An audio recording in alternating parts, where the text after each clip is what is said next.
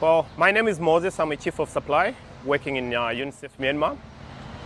As you know, currently Myanmar is grappling with the most devastating 7.7 magnitude earthquake that recently happened.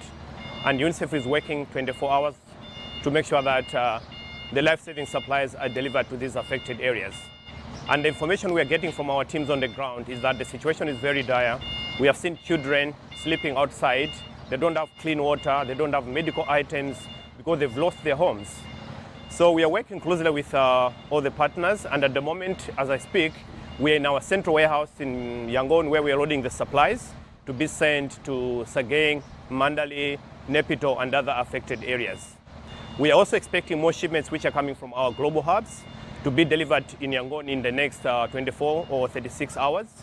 And we would like to thank all the donors that have already given us the support, and we need much more support so that we can reach each and every child and the families which have been adversely affected by this earthquake. Thank you so much.